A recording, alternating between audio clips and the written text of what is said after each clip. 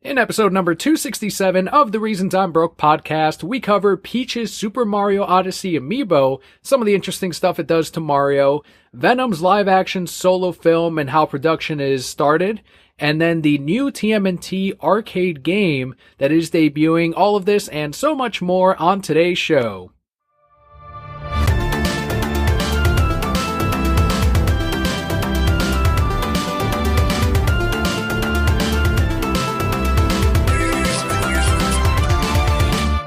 Hello and welcome to the Reasons I'm Broke podcast, bringing you the reasons we're broke every single week, ranging from comics, movies, TV, video games, and more.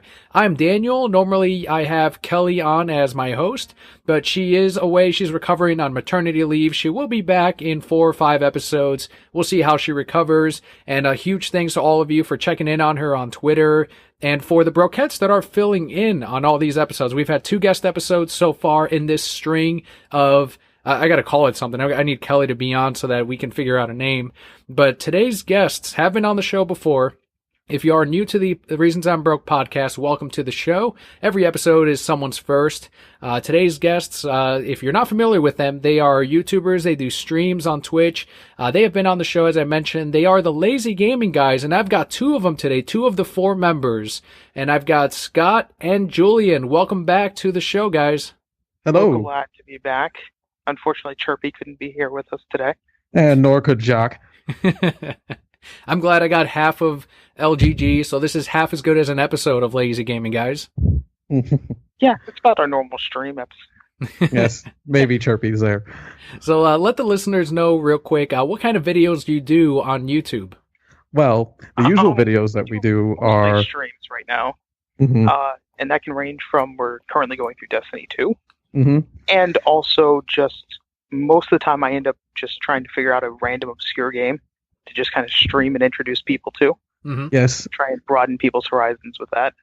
And I'm usually the one who tries to continue multiple series and try to find what people want to see more often. I'm starting to see that a lot of people's tuned in for our last stream that was the Digimon Cyber Sleuth game, so I said, might as well continue that one. Yeah, whatever gets the viewers in, do more of it. Yes, that's how it usually goes. So I want to thank you guys again for taking the time to come on the show and help out Kelli with the notes for today. Unlike the previous episode that you guys were on, this will be a more standard format episode for the rest of the Brokettes. So once again, thank you so much for joining us. We are, always glad to help out. We're definitely ready. Great. And will. So let's jump into this week's hashtag games before we go into the news.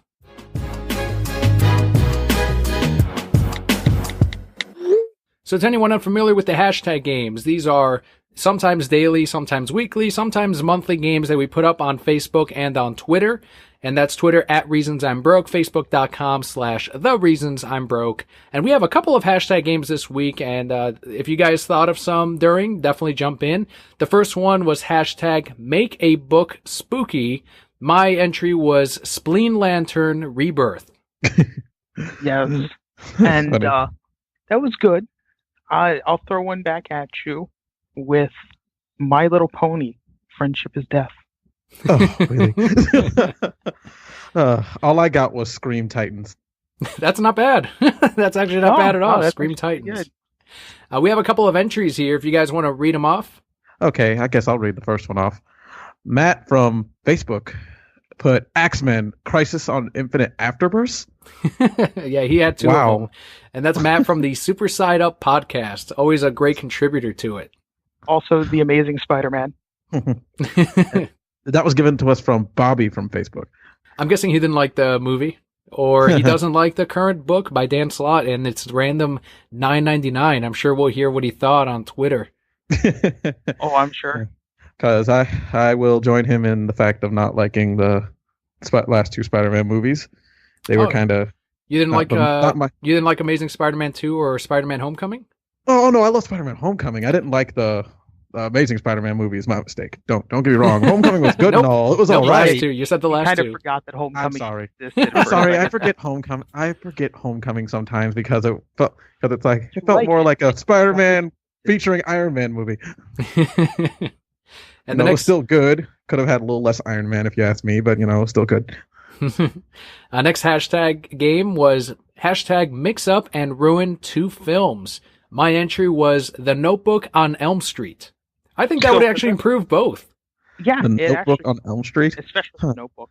What? Fuels love better than running from Freddy Krueger? Well, I mean, Freddy Krueger did catch a lot of people while they were in love. Oh, yeah, But it could happen. but he only did it to, adultering teenagers, not married people. He has an agenda. I guess Does. He might it's write it down in a I guess if he notebook. can't have sex, no one can. Yeah, I mean, burned off his dick, maybe? Or he shoots flames. What's it, Rule 34? Rule 34, it exists somewhere. Oh boy! Oh, yeah. Oh my goodness! I wouldn't doubt it. I wouldn't. I'm sure William's not multiple times. No, I haven't found anything. I just know that the internet is a despicable place. Do you guys have entries on hashtag mix up and ruin 2 films? We do. I've got one for you with Justice League Treasure Island. Oh my god. Are you still thinking of yours, Julian? No. I think I had kind of 2 really. One was The Shining, the animated series. Oh man, I'd still watch that. It's like what? It's like, and then the other one was Monty Python's The Life of Batman. Those It's are like, great. how would the Batman's life look being thrown through the Monty Python, style? It would be the most surreal thing I've ever seen, actually. I want to watch all of these movies. So we had several entries on this one. Matt, also from the Super Side Up podcast, submitted through Facebook. He had 2 entries, Harry Potter and the Henderson. Really, Harry Potter? Okay, let me get straight. Bigfoot just randomly appearing in the middle of a Quidditch field, running around just. It's no crazier than the Mentors, right? Exactly. Yeah. I mean, it could happen. And it would actually make Quidditch a little bit more He's out interesting. there. Did I just say something? The other entry he had is Kramer v. Kramer, Dawn of Justice. That one I loved. I loved that one. Scott can actually tell you I kind of raffled for that one for a while. All right, if you guys want to continue with the entries here. Okay, we have Ben from Facebook who posted Star Trek II, The Wrath of Caligula. Wow. Wow. I actually had to, at first I had to remember what this one, I'm like, oh crap, Caligula. What's that? I was trying to grind my brain earlier because I couldn't remember what Caligula was. And I looked it up and I felt stupid for forgetting. We also had Nicholas from Facebook with Silver Linings Child's Playbook. Another one I want to watch. That used to scare the shit out of me. Child's Play as a kid.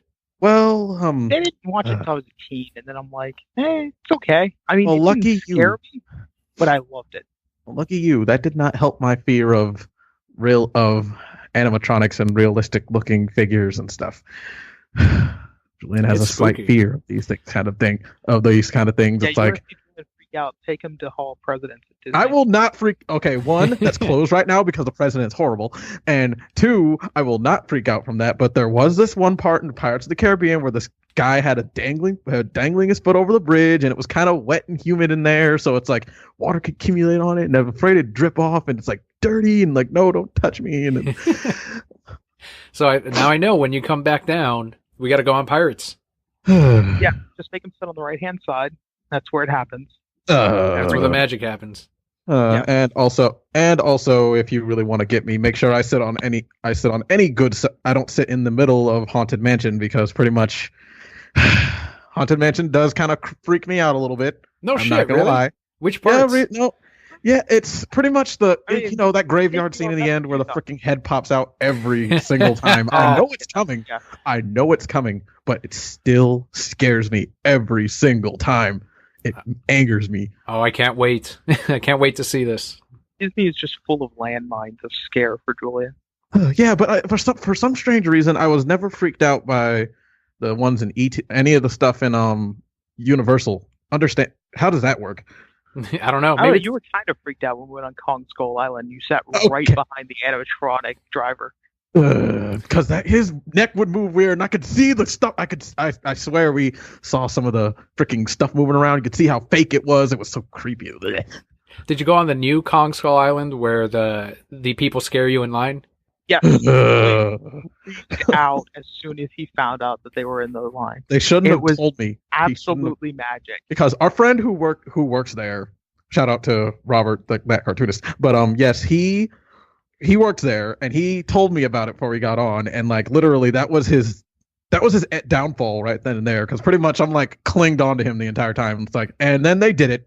They did do it. They most likely saw me in the cameras freaking out. So there was only one character in the whole line. So they scared me, and I completely ran to the rest of the thing because luckily the queue wasn't that busy, so I could run. And luckily I wasn't the only one. There was another lady behind me running because we both got scared. So, oh, you crazy kids! The girl. Shush! She wasn't my girlfriend. No, if she was, she'd be running with you. That would just actually make you a perfect pair. Oh no! If I had no, my girlfriend's gonna need to be have a little more spine than I am because I'm the emotional one. She's the rock. Did you say if you had a pair? Yeah. Unfortunately, she might be the one who has to have the pair because I'm not good at it. I'm not good with scary things. I'm really bad at it. His wife and family. Final entry here is from Twitter user @geek_omnivore, who had, again, the hashtag is Mix Up and Ruin 2 Films. Big Hero 7. Now this is 7 spelled SE7EN. So this is what's in the box, Hero? What's in the box? At all. I would really watch that movie. What's in the box, Hero? It's like, hello, I am Baymax. Oh, nothing scary. That's rude. Is that it? That's it. Just like that. And credits. Oh no, you have to finish watching the rest of Big Hero 6. It's a great movie. And with that, we can jump into the news for the week.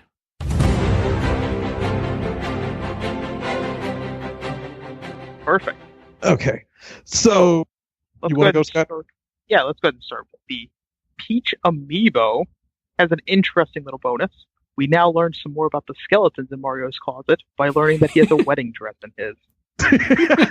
Could you elaborate a little bit more clearly about what the Peach Amiibo does? So, if you use the Peach Amiibo in Mario Odyssey, it's been revealed that Mario can wear Peach's wedding dress. Not just a wedding dress, it's Peach's wedding dress. Yes. We had an interesting conversation about this because it's like, does that mean that it's fun if she wears his tuxedo too? Mm-hmm. Like in the cutscene, you see her in a tux. Oh no shit! Kind of cool. I think that'd be very interesting, and I hope that they do it. The other thing was people were really hoping that Bowser can also wear the wedding dress. That'd be good too. I like that Mario has earrings as well, not just the dress. Like he goes all out. It's like, let's just hope when he jumps, he doesn't go completely all out. Fully ready to go commit. Are you talking about upskirts, Julian? Yeah, yeah. Let's hope he doesn't commit completely. I hadn't that didn't even occur to me, and of course it came up into Julian. Oh, it's not. Well, it's pretty much like, would he be wearing jeans underneath stockings? Would he actually go full panties? I don't know. A garter belt? See, these are the things that go through Julian's mind. He'd see Mario walk up to him in a wedding dress and just immediately lift his skirt. Well, it's kind of it's like. I'm sorry. Am I the only one who was like weirded out by the fact of like, it's like sometimes when characters jump in some games, like suddenly when female characters jump, there's a void and like 2 little feet poking out. It's like, what? Why? I guess so. Okay, that's how his anatomy is. We don't question it.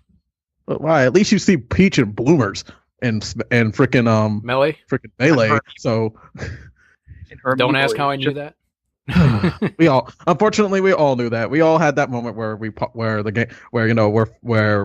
fighting. Okay, someone's playing as Peach. They had that one moment where someone paused it and they looked and it's like, her underpants, and then went back to the fight. Yeah, we were all 12 at one point. Exactly. You had mentioned there's other Nintendo news as well, yeah, right? So, the GameCube, the Wii U GameCube controller adapter is now usable on the Switch, thanks to the Switch's new update. Which is bringing up an interesting debate about whether a new Smash Brothers game is going to be announced now because of that, or the fact that they're going to do a GameCube Virtual Console. Both are great things. Or they'll port Smash 4 over to Switch. That's what it's going to be. Yeah. Yeah. Because it'd be like the Game of the Year edition if they do that. Like, I hope so.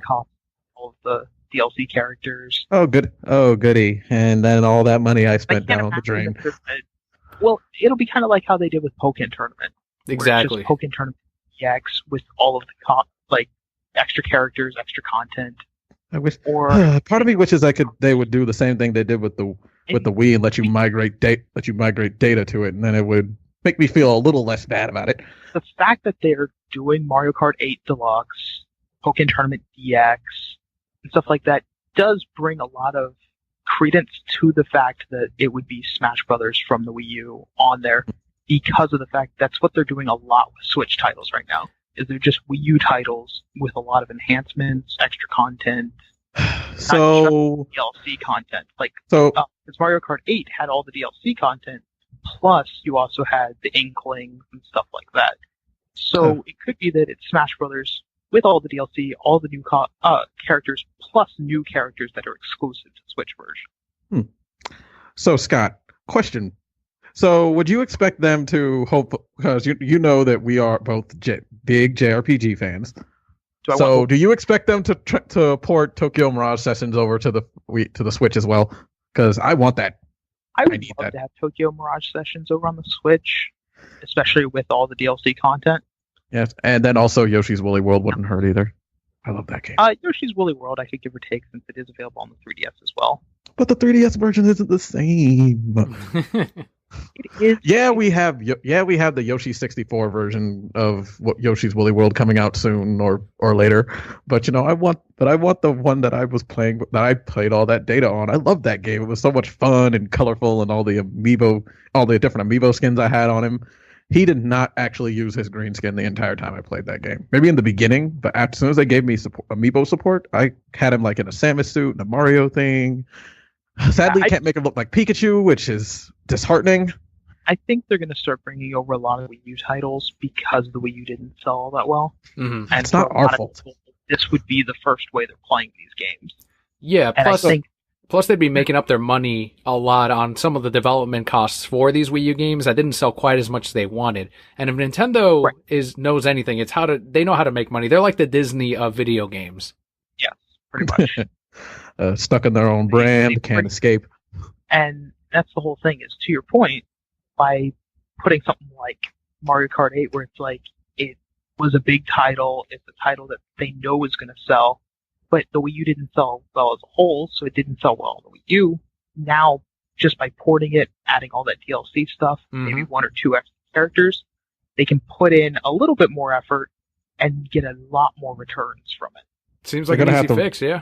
Yeah, the only thing they have to worry about is remaking half of the games to not need the touchpad again.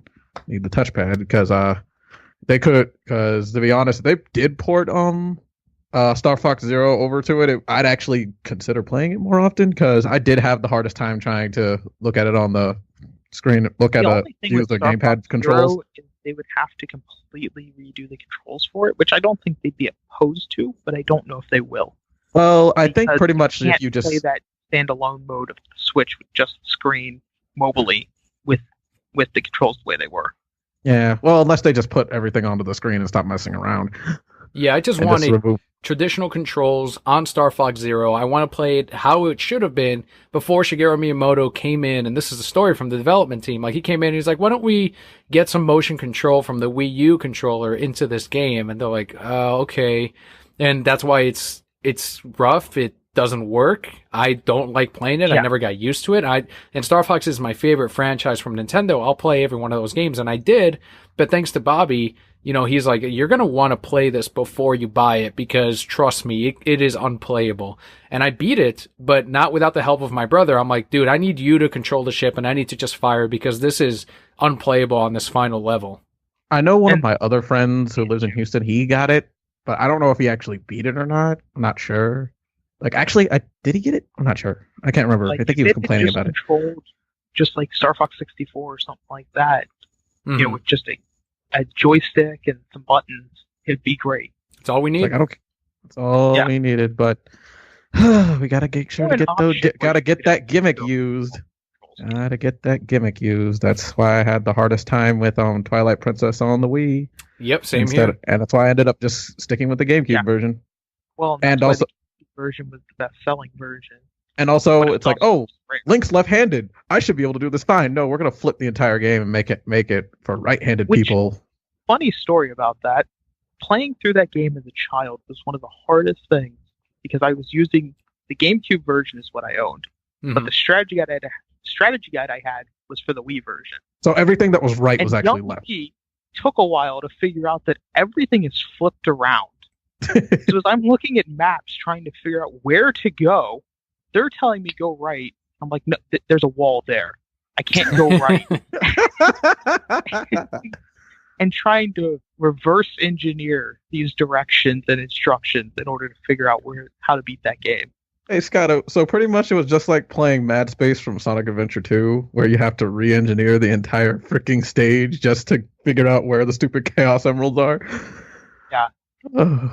That game holds a special place in my heart because of that. You were talking about joysticks earlier today. Right back to the arcades. There's a new, returning to arcades is the new TMNT game based on the Nickelodeon cartoon currently, and it is making its debut at the International Association of Amusement Parks and Attractions here in Orlando starting November 14th. So, it's awesome we're getting a new Ninja Turtles arcade machine. That's pretty cool. And I actually do like the Nickelodeon show. I haven't finished it yet. Yeah, it's I'm awesome. Like way behind, but the Nickelodeon show is okay to me. It's not one of my favorites, but it absolutely doesn't do the series harm. At all. I'm actually more of a fan of the first couple seasons of the 4Kids version. I did like that one before they went into the future and then came back, and then suddenly they had pupils again, which was weird. Is that the same one you liked, Scott? I like the original series. Oh, that one's terrible. That one's so. It's like I understand the nostalgia factor of that one. I can't say it's amazing, but at the same time, I don't think this series is amazing. To me, it's just fun. It's entertaining. It makes me laugh. Compared to the original series, most cartoons are amazing. Oh my gosh, I can't say I was like I still have a nostalgic feeling for the original. Sell toys. I get that. That's how all '80s cartoons were. Yeah, True. But some were done well, like Transformers, and others were not, like Turtles. Gem. Or Gem. My sister loved Gem. I hated it. I still hate it. Yeah, it's melodramatic garbage. It's melodramatic. Well, that's the thing. Even I could like a girl show back then. My sister somehow got me into watching the freaking Babysitter's Club as a child, which I hate. Which now I hate the fact that she did that when I was younger. It's like, oh my gosh, she actually had me sitting there watching that with her. And suddenly 20 years later, I suddenly snap just thinking about it, and I go in her room and I'm like, I'm mad at you. She's like, why? You made me sit there and actually like a girl show. How dare you? And she's like, what are you talking about? And then I tell her the same thing, and like the Babysitter's Club. She's like, oh yeah, I did make you sit there and watch that. But how many episodes? 20 years to realize it was a girls' show. But literally, no, it's not that. It's pretty much the fact of I suddenly am angry about it. But then she's like, you know how many episodes of and then she listed all these old television shows I made her watch. I made her sit through Barney. I made her sit through Sesame Street. I made her sit through the Muppets. I made her sit through what was it? SWAT Cats. She hated SWAT Cats. She hated that show so much. And I made her sit through. I recorded it, and I would sit through and watch the same 3 episodes over and over and over again, and she hated it. But back to the TMNT cabinet, that's gonna be awesome. I still to this day remember that's one of the first arcade games I played with my siblings, and that was always fun. And usually every time, after, there was always that 4th one that was broken that none of us would ever use. It was Raphael. Donatello is always the one you actually should play as. Oh yeah. Well, I was always Donatello. Like Kotaku said when they talked about this new game coming out, it was basically a race to the cabinet. And then you had the person playing as Donatello and the 3 other people that were pissed off at the one person that was playing Donatello. My brother Steven was an idiot. He thought Leonardo was cool because he had swords, but then he would die more than I did. Yeah, other kids thought Leonardo was cool because he had katanas. But it's like, no, in a game, no, Donatello is the best. No, I always liked Donnie and Mikey more than Raph or Leonardo because I get mad at them. It's like, stop arguing. There's stuff going on. It's true. Plus, Donnie is the best turtle. Yeah, well, I can't lie. He's the only one I have an animation cell of. So. Oh, very nice. As the lovable goofball, So it's like I've always been. I have to admit, he was my favorite as a kid. So he's still the best one. Damn right. Even though you're not the smart one at all. Ooh, no, Jesus. I said he was my favorite. I didn't say he was like me. I'm more Leonardo. I'm the leader. No, you're not. No, you're not. Says you, Michelangelo. Oh, hey. Okay, then we are now deeming Jacques as Raphael. Who's Chirpy then? Chirpy's Donatello. He's the smartest of us. Oh, so he's the best turtle once again. Again, yeah. Yep. Mm-hmm. But also a little bit of information because when Scott found out about the International Association of Amusement Parks and Attractions Expo, he's like, "Oh my gosh, how much is it to get in there?" I looked it up, and my first instinct was like, "Oh, really gonna go. I was really going to go to this convention until I found out how much." Some live footage. Not gonna happen.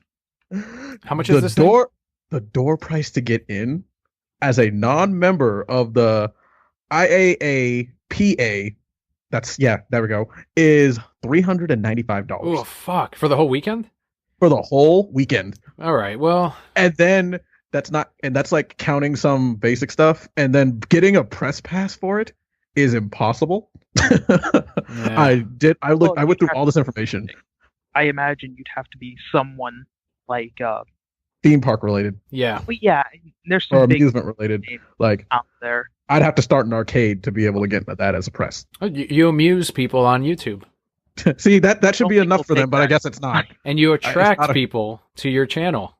See, it's not good enough for them, I guess. But and literally exposit to the expo. Boom. Everything done. See, but like, and you park yourself in front of the computer. Yes. And we are an association, but we're not international. That's where they caught us. I don't know. Chirpy might be. Fire alarms speak all languages. Chirpy was made in China. Boom. Taiwan. There you go. Taiwan, actually. Done. Okay, see, we should be include all that in the email, and they'll go ahead and greenlight it. I'll try again later. But another thing about the expo is I randomly clicked on events, and apparently one of the events is like all these breakfast buffets. One of them was Canadian. I'm telling you, the Canadians know how to have breakfast, apparently. And you have to be 18 or older to get into that breakfast. You have to be 18 or older to get in any of this stuff for some reason. I don't guess. It's kind of weird, even though it's like, and I want to know what student is like, what means classifies as student, because I couldn't look that up at all. Because I have a student pricing, but I couldn't find it. I'm not sure if it's just a college student in general. I would imagine that you'd have to be a student of some kind of design or amusement, or pretty much like relating to amusements. That like engineering design or architectural or something along those lines. I wonder if I can. My uncle's into architecture. I wonder if he could get into this. You'd give still it a shot. Have to pay a crap ton of money. Even for a student, it was still like $195. Yeah, I know. It's kind of sad. Even though half of it is pretty much like, but I saw a majority of it being pretty much like the little like freaking paddle boats, the little 25-cent machine ride things that you have in front of grocery stores. Small. It's like not everything there is like completely fun and interesting as you think it'd be. Well, I mean, it's everything dealing with any type of amusement park. And since they have water park stuff, attractions in general. But they have water park stuff. Everything dealing with it. So do they have like a water slide going on in there? I wouldn't be surprised. It's like, are people going to show up in swim trunks and go on like the experimental piece of the water slide that works? You go in your business suit. It's like, I don't need this Armani suit. I'd rather get wet. One final thing about the TMNT Arcade game is these are the same makers as Injustice: Gods Among Us. The company that put together that arcade cabinet for them is called Company Raw Thrills. So the TMNT game is in good hands. Yeah.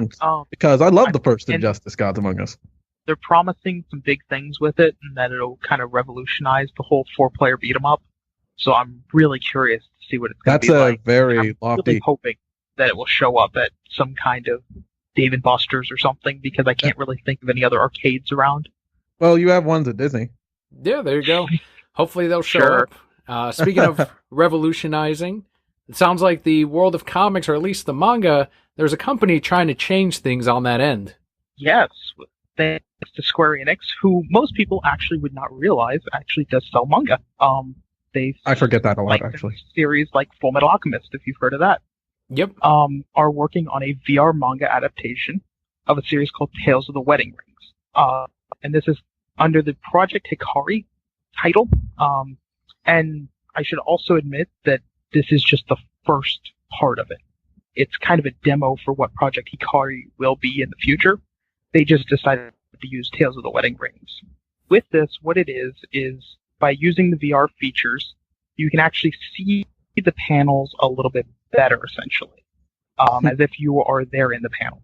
It's still going to be black and white for the most part, with occasional color scenes and stuff that are actually fully 3D modeled, which is nice. And they'll also even have voice acting. That's pretty awesome. Which is really cool. So the all series Japanese, will actually read it to you, essentially, and it's almost like you're watching. It's essentially watching a movie, but also watching a comic book or a manga. And an anime as well. Yeah, I mean, it's really kind of an interesting premise. The only thing is that I know with what people were talking about with this one is that in places like Japan, a manga is about $5 for a full volume, which is about 10 chapters on average. In the US, it's about $10 for a manga, same chapter length. This new series would be $5 to $10 per chapter. Oh, Jesus. So it will make a series a lot more expensive. Something like One Piece, which is in 960 chapters. Oh my God. Would be a lot more expensive if you were paying $5 a chapter. Do you guys think that will the price keep it from becoming something revolutionary? Do you think this will change manga or comic books in general? No. I don't think the price will fully. I think the price will keep it from being something that, like a full evolution of the series, of the medium. Because I think that it will make it more of a luxury of like, oh, well, I really enjoyed this series. I might check that out. And as time goes on, the price may drop as well. It's also because it's like me and Scott pretty much have these conversations about like how VR would pretty much enhance so many of these animes, which are tailored to certain nubile tastes of anime fans. You know, the ones who love their bounce and, you know, their just lovely girls and all their sexy bits.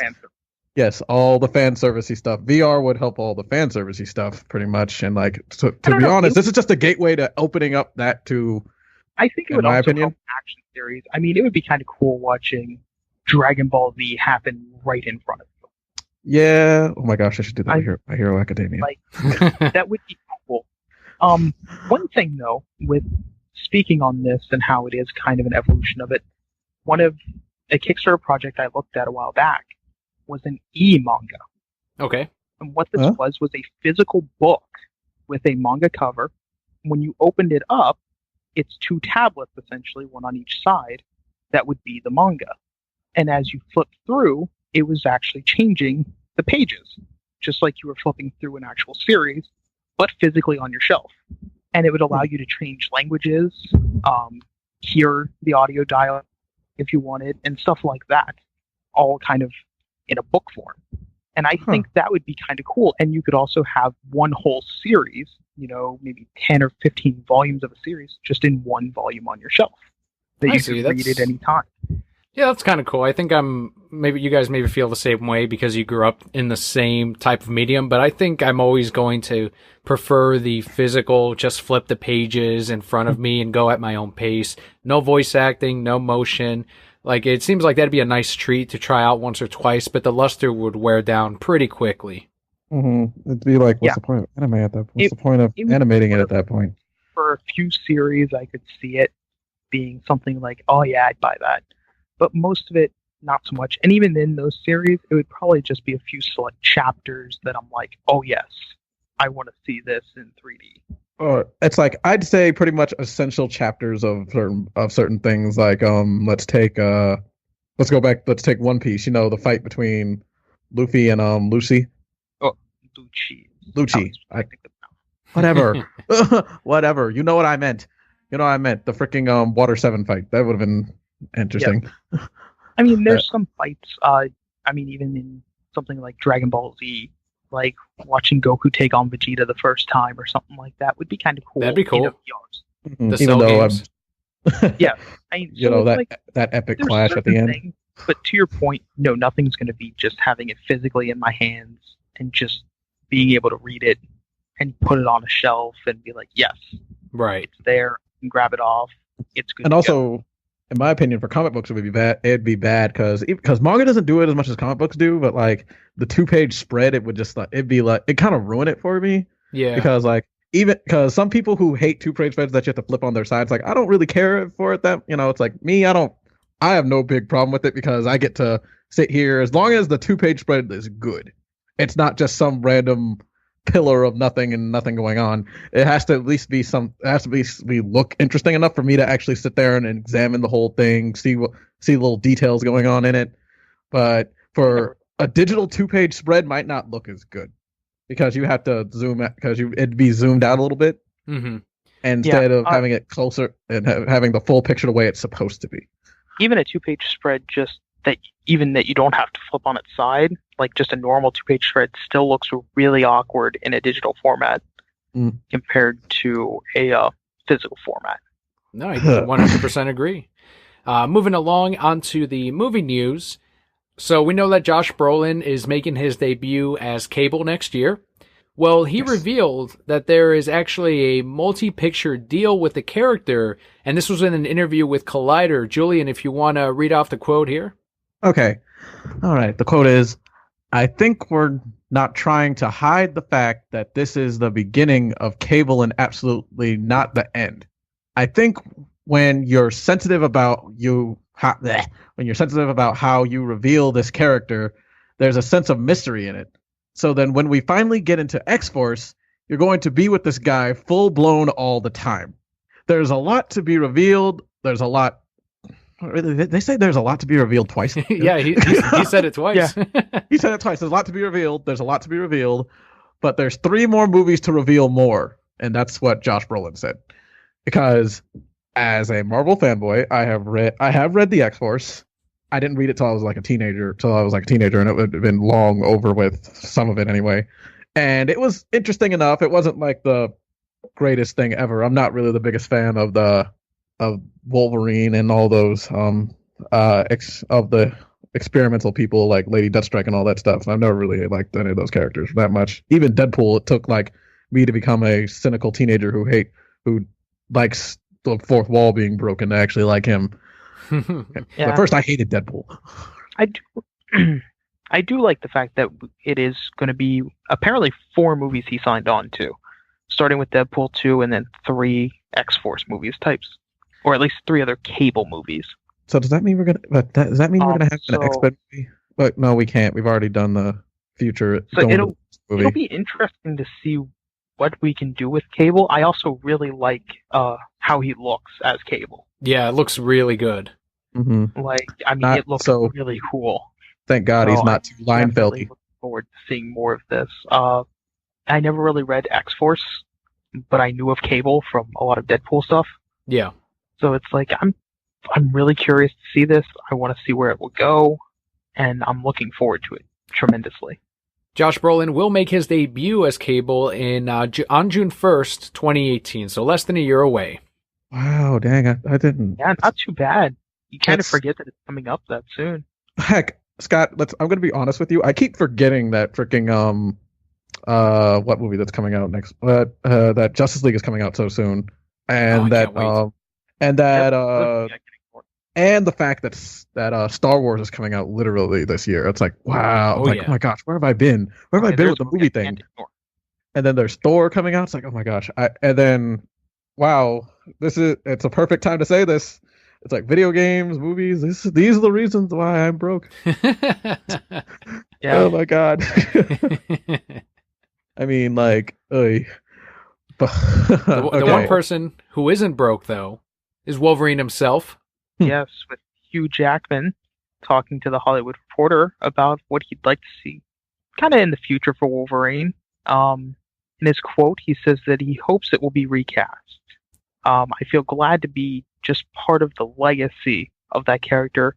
I feel great characters outlive their actors that played them, and gives examples of Bond, Superman, Batman. So there you go. And I kind of agree with them on the whole great characters outlive the actors that play them. I think that another Sometimes Wolverine literally will come eventually, and I think that he'll try to live up to Hugh Jackman and and be a different take on it and everything else and still be pretty good. Yeah, I don't know if we'll see Hugh Jackman come back. The only time he said he would return to the character would be if Disney bought the rights or made a deal to use the X-Men in the MCU films, and then he said he would return as Wolverine one more time to star in those. But it sounds like Old Man Logan was his final bit. Oh, I actually love that movie. That was a good way to say goodbye to him as Wolverine. Such a good movie. Such a good movie. It was just a perfect way for him to go out. It made me care about a character I thought I could never care for.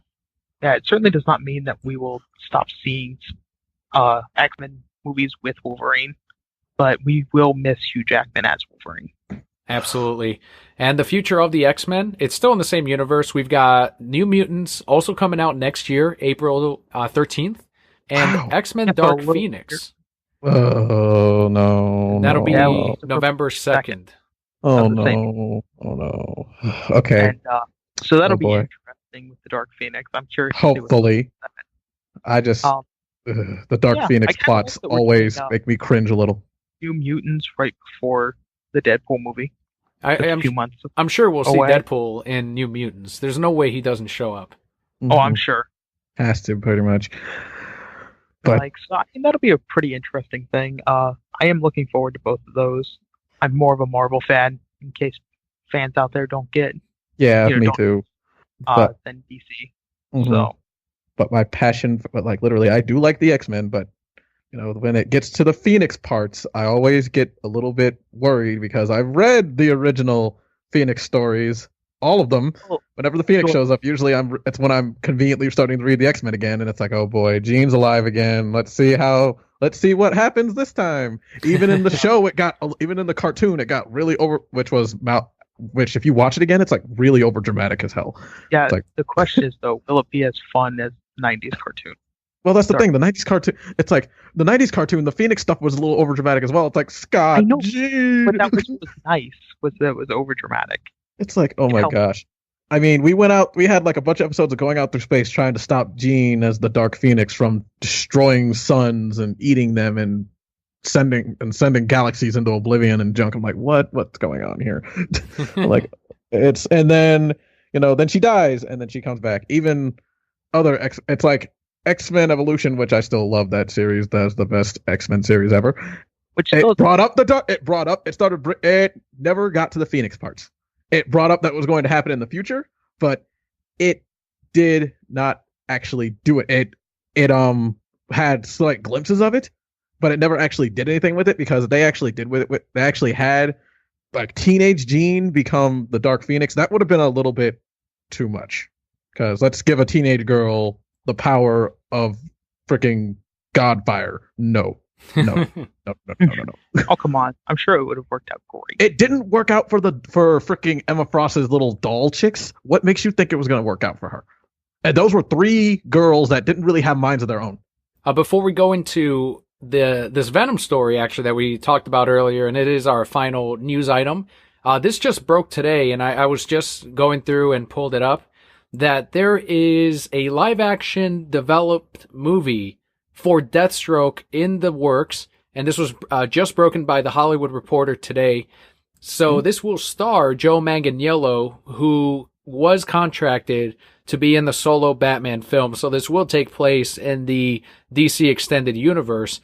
And as people have forgotten, he will show up, or at least the original storyboards for Justice League showed Deathstroke showing up in Justice League in at least one scene with Lex Luthor. So we might see him for the first time next month, but now we're going to get even more of him, not just from the solo Batman film, but from a solo Slade Wilson movie.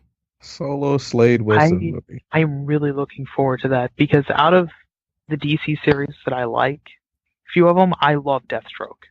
He is absolutely one of my favorite anti-heroes / villains of the DCU. So they have my attention with a solo Deathstroke movie, period. Hands down, I will be watching it. I'm really looking forward to that. Now I'm just waiting for my Teen Titans movie. Now that they have Slade, they're obligated to have a Teen Titans movie. Well, yeah, I mean they've got a solo Nightwing film that's in the works already. I think it's only they've already got Cyborg. If they wanted to bring him back into the Teen Titans, he's in Justice League right now, but they could move him. Why not do a team up with the Titans, not necessarily the Teen Titans, but just call it Titans, and put in Cyborg, put in Nightwing, Starfire, have them fight Slade, or even have them team up with Slade and go up against a bigger villain. You can do so many things with these characters on the big screen. Yeah. I mean, it would be a very fun thing to see. I would love a Teen Titans, or to your point, just a Titans movie. I'd love to see how Starfire's hair would be animated all the time. Because like, would they animate it with flames going down to like her feet, or would they just have it like on fire half the time? I don't know. I think it'd be similar to like maybe Ghost Riders in the films, or Firestorm right now in the TV show for Flash. Legends of Tomorrow. Yeah, I think it would be more like that. And then what was it? I had. They did make a Titans movie. It's like, I'd say that they just have, it's like they'd have to have at least Raven in it, and who else? Like maybe there's so many freaking Titans. No, not Aqualad. No, not Aqualad. Bring back Aqualad. Terra. Please don't. No, we can't. No. I say bring in the Blue Beetle. Blue Beetle's not bad. But yeah, Terra Terra and the relationship with Slade. You know what? They had balls to do it in the animated adaptation, and they got pretty damn close to what it actually was in the comics. Yes. And oh God. I think that would be a very interesting thing. But we have to let them make their Teen Titans Go movie first. Willing to go with that and her relationship with Slade. Oh boy. That's what's funny is even the animated studio, WB, got a lot of shit from fans because they're like, you guys almost did what the comics did. It's like, well, yeah, that's what happened in the books. Like, do you guys want an adaptation, or do you guys want us to change the story? Because either way, you're going to yell at us. Pretty much. Yeah. And there's no pleasing everybody. Terra did actually sleep with Slade in the comics. And exactly. In the animated series, they just implied she had a very loving relationship with him, and that was very much in love with him, and that he somewhat reciprocated her feelings, but wouldn't go to that level. Yeah, pretty much it would. But it did but sometimes it felt like a Joker Harley relationship. Sometimes he kind of was like he was willing to use her, but he never actually was willing to harm her or put her in too much of harm's way. Right. Like, he was not willing to sacrifice her to succeed, but he was willing to put her in harm's way type of thing, or, she might get injured in this scenario. Well, he did have her try to destroy an entire city. Yeah, well, that's what villains do. Yeah, that's like that is harm's way. There is harm in that. Yeah, but it's a good thing that none of the other superheroes existed in Teen Titans universe, or she'd be screwed. Speaking of villains, though, Julian, if you want to lead us into the next story. Oh yes, as a Spider-Man fan, I would love to lead you into this next story. So they put out the first cuts of the Venom movie. Ooh, the live-action Venom movie. I'm actually kind of happy about this because after the last movie that introduced Venom, not doing a very good job of it. I thought I've actually been a very avid supporter of giving Venom his own movie. I've always been. Yeah, go ahead. You go ahead and give your reasons, and I'll give you the counterpoint. Yeah, because one day, it was when I was about 18 years old. I had already stopped reading comic books by then. I was I was into video game stuff. I went to a Borders. I saw I'm like, they have a Venom comic? My friend's like, yeah, they have Venom comics now, dude. That's been a thing for a while. I'm like, oh, and I start reading it, and I'm saying that he's like, dude, we're gonna go. I'm like, no, I'm gonna buy this. But it's like, that line is long. I don't care. I'm buying this. I bought like 10 issues of it before I couldn't get them anymore, and I freaking loved it. Because it's like, it wasn't Eddie Brock at the time who was Venom. It was when they were doing Scorpion as it. Okay. When Scorpion was Venom, a little bit, it was less than 10 years ago.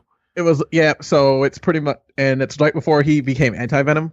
Yeah, just kind of where anti-Venom came up. But when anti-Venom came up, I was like so interested. It was like it was so cool because that is my favorite. Venom is my favorite anti-hero in Marvel because it's like he started as as Spider-Man's foil, but then after a while, it's like screw Spider-Man. I don't need to freaking deal with him all the time. There's plenty of other people I can torture and mess with. And then one time there was this moment where Deadpool and Venom got together, and it was hilarious. Pretty much like Venom, it was more feral Venom just roaring at people, and Deadpool just being like, "That's cool, buddy." So my counterpoint to I've always said from the beginning, I think the reason why Venom is so popular, he has the Boba Fett effect, and that people like him because he looks cool. I don't think he has an interesting story. I asked Venom fans, like, okay, so what story would you want to see adapted as a solo film? And I never get a good response. It's just, oh, he would just be really cool. And it's like, yeah, right. You like the way he looks. You like his costume. You like his design. And he does have a cool design, but that is about it. And that's why I've never been for the Venom film. I was like, I'm not going to see this shit. But then when they announced Tom Hardy as the lead, I'm like, oh, I'm going to see this shit opening day. I have to see this now. It's like It's like Tom Hardy actually made me actually kind of like freaking Mad Max. I wasn't the biggest fan. I've seen all the Mad Max movies, but then like seeing Fury Road, at first I'm like, I'm not going to like this. I didn't see it in theaters. I'm like, everybody likes this movie just because it's like Tom Hardy's in it. It's so great. It's like, no. It's actually, I'm like, okay, I'm wrong. This is a good movie. I'm being a hipster again. But, the movie, but like it seems like I think it's going to be a good movie. I don't know what they're going. Like you said, I did like Venom because of the idea. The plots in the Venom stuff was pretty much Venom getting stuck in situations and being like, well, fine, I'll just deal with it in a more violent way than Spider-Man, but I'll deal with it. I want to see what they do with it. If how they're going to actually like bring this up, and since it's like if they're gonna actually have Spider-Man have some Spider-Man elements in it, like have him like have that whole origin be from Spider-Man, or have him just have the Venom suit just randomly like pop in and then suddenly it like has and it sees Spider-Man or something and it's like I want to emulate that guy. Who knows? I don't think we'll see much Spider-Man at all. I think they're just going to focus on Venom and not really do much of an origin, or if they do, it'll be during the opening credits type of thing. They haven't announced formally that Carnage is in the film, but I think naturally it's going to be a Venom versus Carnage film. Because it'd be weird if they brought up anti-Venom and anti-Venom that early. Venom could be fighting essentially in that. And according to actor Andy Serkis, the studio is actually going to be using motion capture technology to bring Venom to life, with Tom Hardy performing with, the light bulbs all over his body. Now, pretty much, knowing that Andy Serkis is the one who said that they're using motion capture, that means this is going to be really, really good. Because as for people who don't know, Andy Serkis was the motion actor for Venom. Or not Venom, for freaking Gollum in The Lord of the Rings.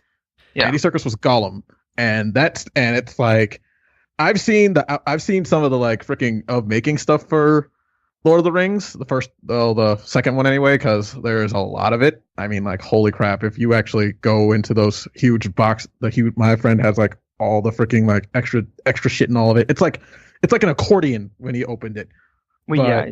There's a lot. It's crazy, but all the extra stuff. It's like you see Andy Serkis actually moving around in that. It's like there's no reason you couldn't believe that they couldn't believe he was actually there with them whenever stuff happened because it was great. It's like he moved exactly like it was like word for word exact movements, and that was back in 2001. Oh yeah. I think it's gonna look great. I think it's gonna be pretty cool. Do you think this one's for you, Scott? Do you think this is the only way you can do Venom as he looks in the comics? I think so. I think it's going to really capture the Venom style. I mean, the only other way you could do it would be a fully animated type of thing, like CG, and that would just look bad. And I figured there would be CG would be the same level as mocap right now. Right. Like, I mean, without the mocap, just here's a CG Venom that we just threw in. Mm-hmm. I think it's going to look pretty good. Well, who knows? I think it's going to capture what makes Venom just a cool silhouette, a cool design character that people just look at and are like, yep, that thing's going to wreck something. Yeah, but I don't know. It's not because you can get some good CG stuff going these days. I mean, the last Jungle Book movie that came out. Yeah, I mean, the kid didn't even really interact with a single freaking person. He only interacted with the director, and that was still a really good movie. Yeah, but except for some of the monkeys. Some of the monkeys are kind of ugly. Yeah. Venom is currently set to release on October 5th, 2018. Yet another movie for next year. It's going to be a big comic book movie year next year. I thought this year was busy. Very much a lot of stuff. Sure. Cannot wait. Great stuff. Great time to be alive. Before we wrap up the show with more on the Lazy Gaming Guys, we do have to give our Patreon shout out of the week.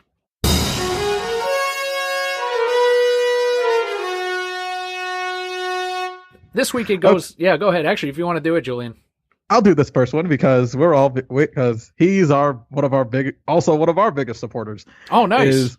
It's pretty much Alex at Purple Swordfish from Purple. Pretty much Alex has his own YouTube channel called Purple Swordfish. He is so awesome. I love watching his content. I will every time he streams, even if I'm at work, I'll make a comment saying, "Hey, I'm watching offhand," even though I'm supposed to be, watching, doing my job. I'm still watching. So watching him, he's an awesome guy. You all should go see him. Go see his go to his channel. Go to his channel, Purple Swordfish, or go to purpleswordfish.com. Go give Alex your support. He deserves it. So Alex got an extra shout out this month. I'm sorry, Julian. It was the highlighted shout out for this. Sorry. Sorry. You go ahead, Scott. You do that. I'll give you a shot. You do the right one. I'm sorry. I just read off the list. Redman's, who is so awesome, great person.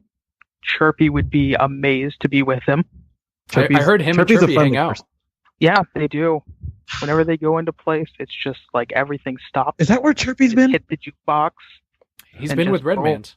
That's not fair, Chirpy. You can't just leave me. You just, you live in my house rent free. No, I feed you. You eat my food. You use my hot water. You freaking raise the electric bill by skyrocketing by sitting there playing freaking Destiny all night. But you can't, come home and nope. Show me some gratitude once in a while. You want to go to floor? You wanted to sneak off to random places without me? Not fair. Not fair. Not cool. Not cool. Maybe you should go hang out with Redman's with them. Well, maybe I will once I have money, because I'm not Chirpy. I just can't put myself in a box and have myself mailed off somewhere. So thank you so much, Redmans, for the support, and for the rest of our Patreon backers. If you too would like your shout out every single month, head on over to patreon.com/thereasonsimbroke for as little as $1 a month. That equals out to 25 cents an episode, 1/4 per episode. You get the podcast early, so as soon as I'm done editing, you can get the Lazy Gaming Guys a few days early before it releases normally on Sunday. You get an exclusive feed that you can put in your favorite podcatcher, so you can auto-download these early episodes, and you get your shout-out every single month. There's more perks at the $5 reward tier, at the $10 reward tier, but as always, our show will always be free. We're just glad that we do have these Patreon backers to help us as we head to goal number 3. Yes, we are all appreciative of anyone who supports the reasons I'm broke. And, a final special shout out to decalavenue.com for the help at the $5 reward tier. Once again, that's patreon.com/thereasonsimbroke. There's also a link in the show notes. So final thing to wrap up with the Lazy Gaming Guys. It was a little bit of a lighter news week. But where can all the listeners find you, and what will be the next couple of games you'll be playing, not only for the channel, but in your lives? What have you pre-ordered that is on its way, or is that is sitting right now near your consoles? Scott, do you want to say it, or should I? So, .hack GU Last Recode, that comes out November 3rd. .hack GU Last Recode, PS4, November 3rd. .hack GU Last Recode, best game ever made. Scott. .hack GU Last Recode. Explain what it is to the people instead of fanboying. Okay, well, it's a Japanese action RPG trilogy, now a quadrilogy on the PS4, in which you play the character named Haseo, whose best friend Shino, and also love interest, just got put into a coma by being killed in an MMORPG. her character was killed, and thus putting the real-world person in a coma. He has to discover what's going on with this scenario and try and stop this evil person called Tri-Edge, who mysteriously looks like a character from a different Dot Hack series. The prequels, actually. Which, it was a really cool thing, and if you know some of the other Dot Hack series, you'll actually get a lot of cameos, which is really cool. But it's a very nice little mystery series, and it's an MMO, a virtually recreated MMO in this game. Yes. You have a desktop where you're reading message boards and changing backgrounds and stuff like that. That's pretty much what everyone wants VR gaming to be now. There's arenas where you can fight other characters. There's player killers where people just go around killing other players. And there are player killers that go around killing the player killers. Yes, PKKs is what they're called. Player killers. That makes so much sense. Which is what Hatseo is. He's a PKK, named the Terror of Death. Which is also a nudge to the previous series. Yes, Hatseo was a character named Sora in Dot Hack Sign, which was an anime. Scott, that's a spoiler. It's true. It's what he is. But Scott, that's a spoiler. You're not supposed to learn that till later, much later. Was actually, you're not supposed to know that unless you actually watch Dot Hack Sign. Well, but they mentioned that. But fuck it. I give up. I can't control him. He's good. He's too far gone. Continue. There's a few cameos, but you can see it all streamed. Assuming Bandai Namco's streaming policy on this game is lenient enough, so when I get it on Friday, I will see what their stream policy is. Next Friday, November 3rd. Well, and if that doesn't happen, if it is lenient enough, I will be doing a new series that I'll be calling The Quest for Platinum, in which I will be attempting to platinum trophy that game on stream. All of them? The Dot Hack GU Last Recode, I will be attempting to platinum trophy on every single. So if the game is split up into all three, you're going to sit there and try platinum all three of them. Yep. I'm putting you up to. I hope you actually go through with this. So, and then once I finish that, I will find a different game on PS4 and attempt to platinum trophy that. And that will be the new series. It'll run alongside and happen a little more often. By that, I mean a lot more often than Jacques' No Man's Struggle. Well, no. Okay. I'm going to stop you right here because you're about to get negative. Let's be not. Okay. Jacques is also doing a stream series called No Man's Struggle, where Jacques is trying to find the new redeeming points from No Man's Sky, a game that was made last year that flopped tremendously on release. Okay. And they've updated it a bunch, but he's trying to find the good nuggets out of the good nuggets in the shit, which is pretty hard. And, but I'm the one who pretty much goaded him into doing it. So I'm going to hope that he succeeds and finds something good out of this game. And also, you can also watch out for my streams, where the next big stream that I will be trying to constantly stream will most likely be Sonic Forces, where when that game comes out, I will pretty much stream every single chance I get to play the game. I will stream it. I believe the second Tuesday of November. That's when that comes out. That comes out second Tuesday of November, and also, we will still be we will try to stream more Destiny before Scott gets sucked into .hack.gu. Yeah, and as always, I'll still be showing off hidden gem games. I do love showing off some of those. Some of the ones recently that you can go back and watch some of our past streams were things like Super Dimension Neptunia, Four Goddesses Online.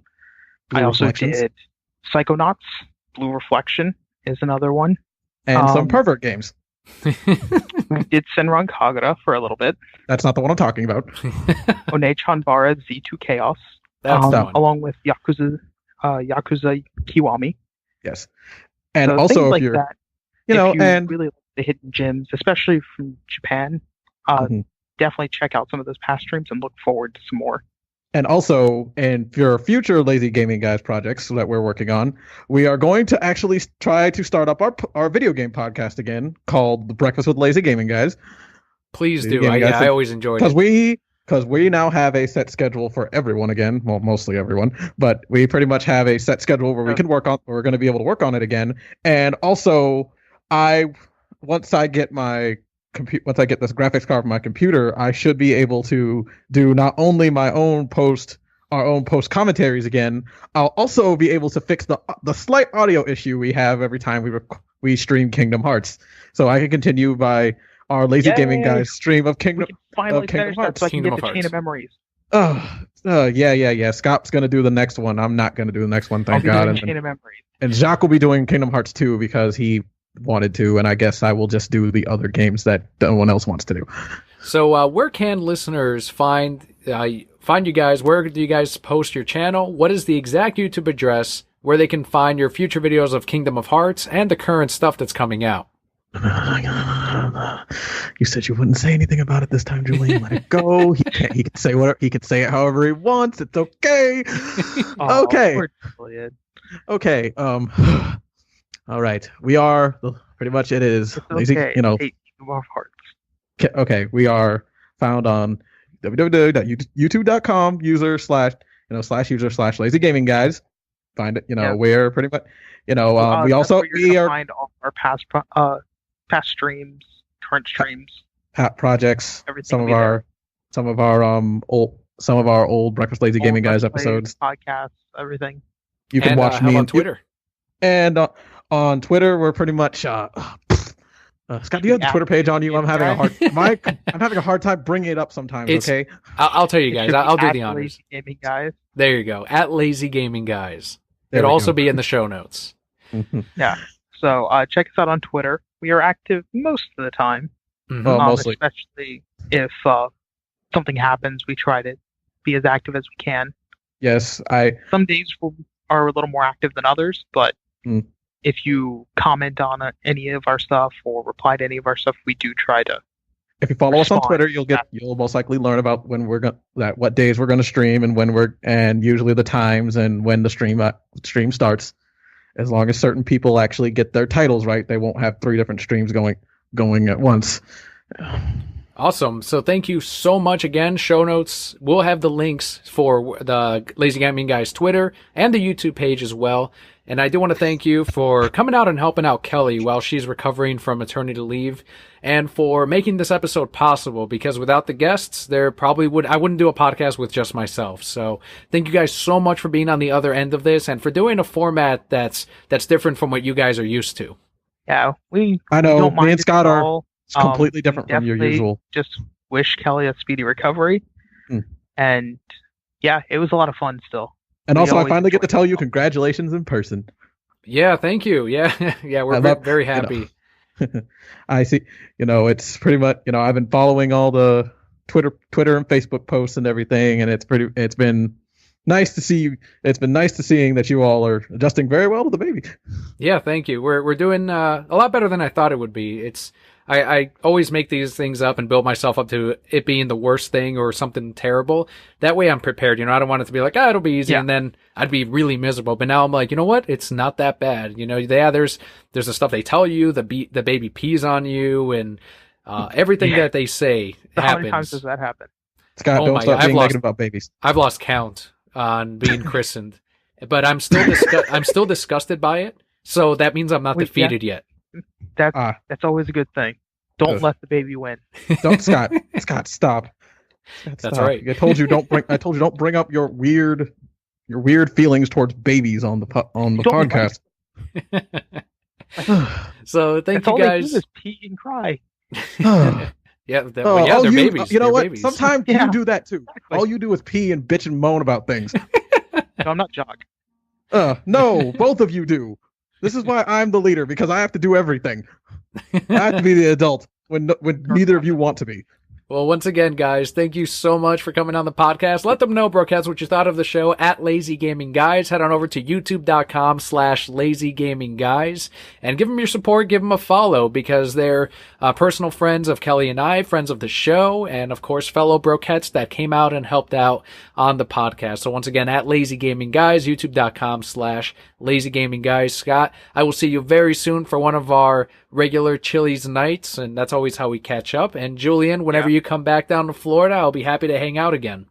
Most likely next year around June or so, most likely. I'm trying to work out on. I'm pretty much planning this trip to go to June, whether I have company or not. It's going, because I need to get away from the city once in a while. It's going to be a Disney trip. It's going to be. So thank you so much again, guys, for coming on.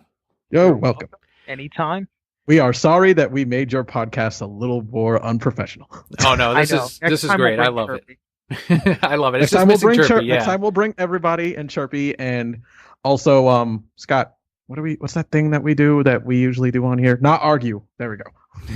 Oh no, we can't promise that. Yeah, if you bring Chirpy, it'll break down the iTunes servers again, and they just got done recovering, so they would. Yeah, it'd be too many downloads. We'll leave him be as the god he is. Thank you again for joining us on this episode. I'm Daniel. And I'm Scott. And I'm Julian. And I'll see you next week.